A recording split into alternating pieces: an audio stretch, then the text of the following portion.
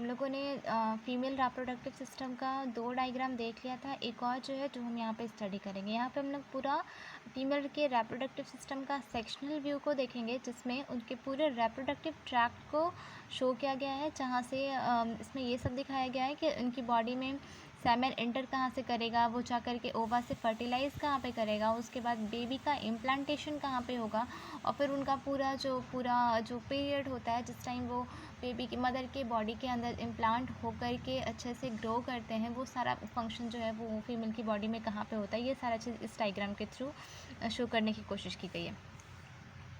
सबसे पहले यहाँ पे जो आप लोग को ये जो एंडिंग पार्ट, जो ओपनिंग पार्ट दिख रहा है, यही फीमेल का वजाइना है।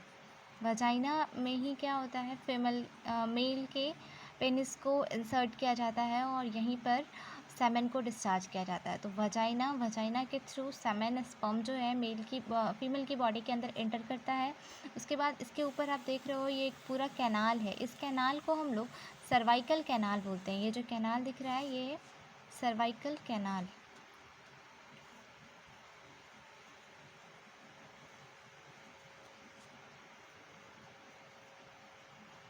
सर्वाइकल कैनाल के जो जस्ट ऊपर वाला जो रीजन है, ये पूरा रीजन हम इसे सर्विक्स बोलते हैं।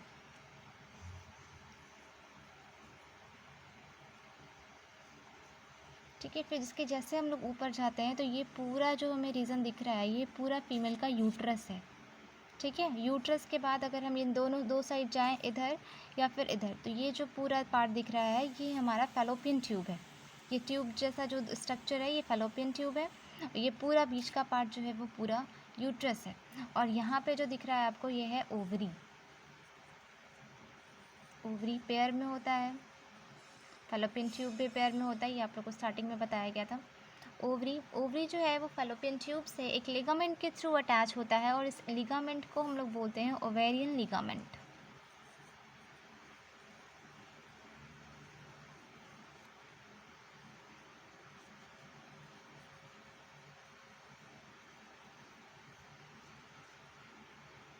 ठीक है, उसके बाद फीमेल का जो यूट्रस की जो बीच की जो पूरी कैविटी होती है, जो उसमें पूरा जो ब्लैंक स्पेस दिख रहा है, ये पूरी ब्लैंक कैविटी यूट्रीन कैविटी कहलाती है।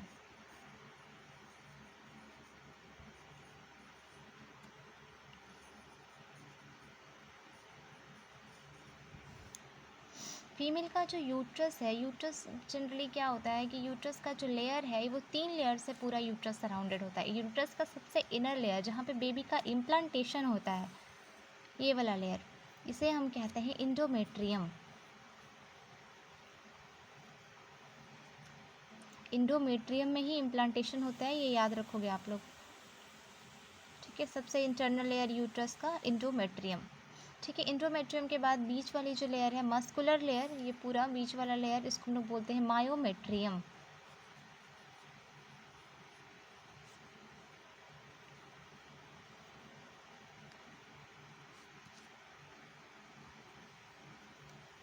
और यूट्रस के सबसे आउटर लेयर, दिस वन, इसे हम लोग बोलते हैं पेरीमेट्रियम।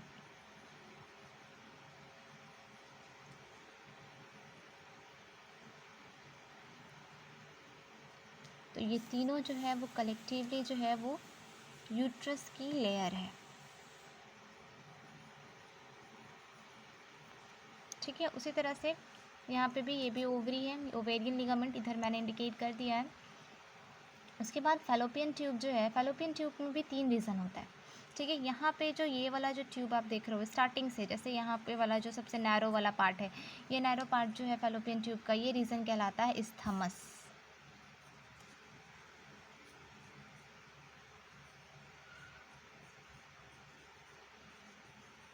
इसके बाद जैसे ही हम आगे बढ़ते हैं यहाँ पे, तो एक स्वेलन रीजन है, थोड़ा सा ब्रॉडर होता है ये एरिया, ये इसको हम लोग बोलते हैं एम्प्यूला।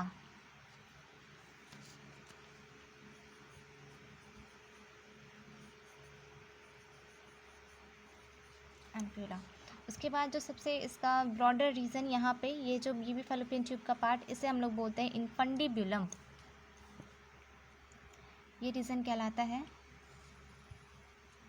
इनफंडिब्यूलम।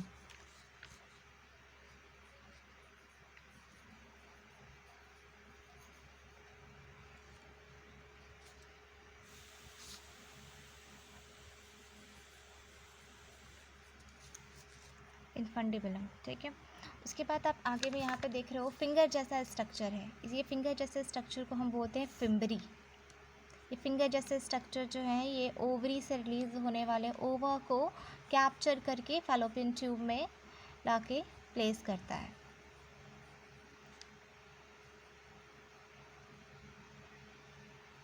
ये कहलाता है फिंगर जैसा स्ट्रक्चर फिम्बरी, ठीक है। और ये तीनों पार्ट जो है स्थमस, एम्प्यूला और इन्फंडिबुलम, ये तीनों किसका पार्ट है, तो हम कह सकते हैं ये तीनों क्या है, फैलोपियन ट्यूब है।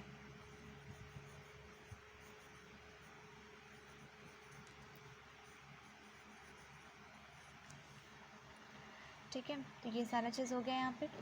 आप यहाँ पे सबसे इम्पॉर्टेंट याद रखोगे एम्पुला और स्थमस का जंक्शन, जहाँ पे एम्पुला एंड करता है स्थमस स्टार्टिंग होता है, मतलब ये वाला पार्ट, ठीक है। एम्पुला स्थमिक जंक्शन पे ही आके फर्टिलाइजेशन होता है। तो स्पर्म जो है फीमेल की बॉडी में वजाइना से एंटर करता है, सर्वाइकल कैनाल को क्रॉस करता है, सर्विक्स को क्रॉस करता है, पूरे यूट्रस को क्रॉस करता है, और यूट्रस को क्रॉस होने के बाद ये जाता है फैलोपियन ट्यूब में। ये लेफ्ट साइड भी जा सकता है, राइट साइड भी, दोनों साइड मूव करता है। अब जिस साइड में उसे ओवा मिलता है वो एम्पुला स्थमिक जंक्शन पे जाकर के फर्टिलाइज करता है। तो एम्पुलरी स्थमिक जंक्शन वेरी इंपॉर्टेंट, क्योंकि वहीं पे फर्टिलाइजेशन होता है, ठीक है। तो इस वीडियो के थ्रू बस इतना ही बताना था, जिसमें आप लोग फीमेल के पूरे रेप्रोडक्टिव पार्ट को समझ पाए, और यहाँ पे फीमेल का पूरा रेप्रोडक्टिव ट्रैक्ट को दिखाया गया है, ठीक है। और ये यूट्रिन कैविटी के ऊपर में एक थोड़ा सा रीजन बचता है, थोड़ा स्वेलन रीजन होता है, इसे हम लोग यूट्रिन फंडस बोलते हैं, यूट्रिन